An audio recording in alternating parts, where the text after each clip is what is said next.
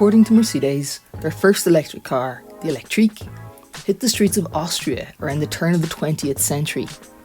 At the time, the electric powertrain couldn't compete with the internal combustion engine in terms of power or range. And now today, where Mercedes, like others, have no issue with power and they continue to work in the range, they've delivered the most premium of their EQ exec saloon lineup so far. We've got the EQS and the EQE models.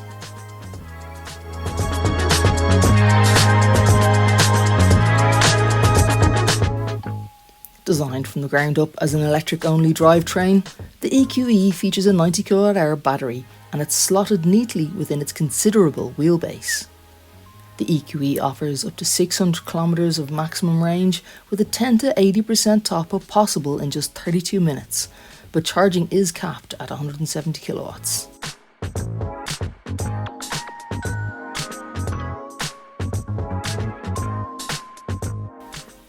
Powertrain refinement is sublime in the EQE, and while it has 565 Newton meters of torque, it's not about the straight line performance, it's more about the ambience and the comfort. It does feel heavy though, and that's not surprising with a 2.5 tonne curb weight. And while the 0 to 100 km/h dash takes just 6.4 seconds, the acceleration of the single rear mounted motor allows you to access performance in bursts whenever you need it.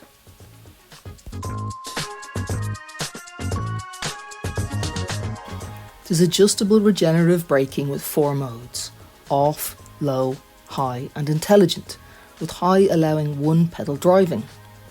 When set to off, it glides along beautifully. And while cars like the Tesla Model Y also have adjustable brake regen, you can't set it to off completely, and this makes a world of difference to the driving sensation.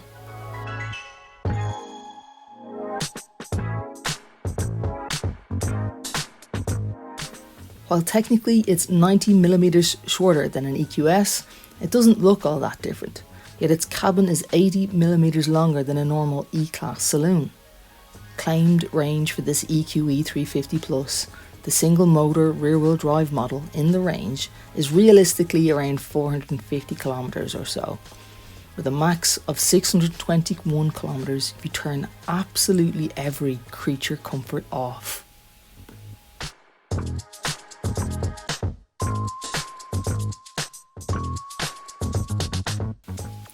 In comparison to the Tesla Model S, the interior of the EQE is where you'd want to spend more time, even if you wish you could charge at Tesla's supercharger network.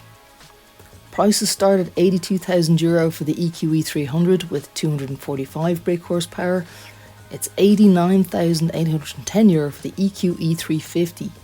This particular spec comes in at a whopping €106,000 with the following finishing touches added. You've got AMG line exterior and interior at €6,500. You've got the AMG night package at just over €1,200. You've got the premium package at €12,000. Red seatbelts at €509, which are quite a nice touch, I must admit.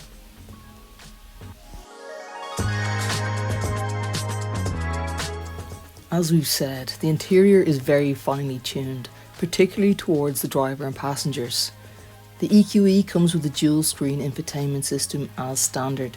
It's similar to the entry-level EQS, with a 12.5-inch driver's display and a 13-inch touchscreen on the dashboard.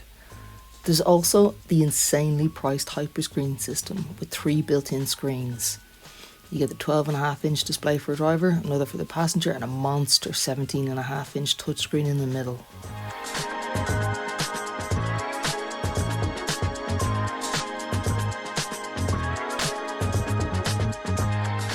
The standard and more widely available 12.8-inch setup is similar to what's in the S-Class. The menu layout is simple and easy to read, with heating and air controls always on.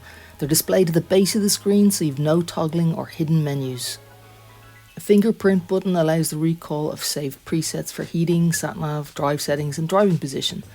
There are very few physical buttons in the cabin.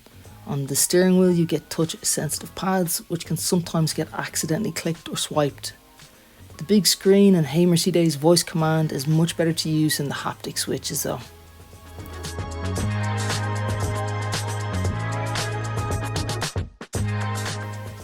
Even though you've got wireless CarPlay and Google Maps, the onboard sat-nav is quite good, and I've always found it to be a lifesaver when stuck in those areas without mobile coverage.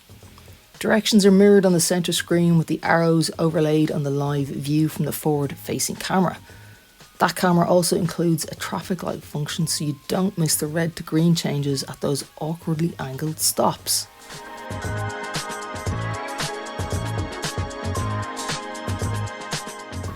The digital dials have a selection of displays to choose from with classic, sport or full sat-nav map. You get wireless Apple CarPlay, Android Auto, you get 6 USB-C charging points, great graphics and super fast responses. It's one of the best and simplest systems out there with a crystal clear and easy to navigate display. It takes the fussiness out of using modern touchscreens.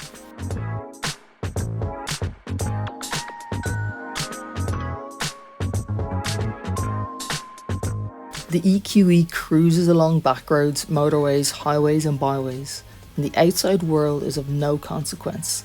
It's a cabin of the utmost serenity. For a more engaging drive, you might want to look to the Taycan, but after a strenuous day, I'm climbing into the Mercedes to wind down. The front occupants may not have as much space as the exterior would suggest, and the tight hugging and multi-adjustable seats are snug but comfortable. There's an optional extra cubby floating under the central armrest, and plenty of other storage bins dotted about the cabin.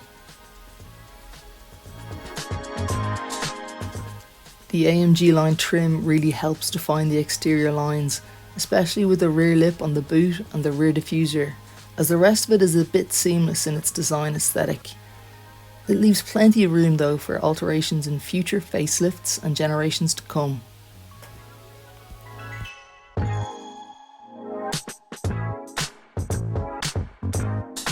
The EQE looks very similar to the EQS, which is great for the EQE owners, but we'd need to ask an EQS owner what they think. It's also priced a lot higher than the equivalent combustion engined E-Class saloon. Against the competition, there's range on its side. You can expect a realistic 452 kilometers from its 90 kWh battery, or you could feasibly eke out 620 kilometers on cruise control motorway spins, for which this car lives. Comfort, cabin isolation, wrapped in a sleek yet creaseless design, the EQE lives for smoothing out the roughest day. All in an elegant and sophisticated electric car.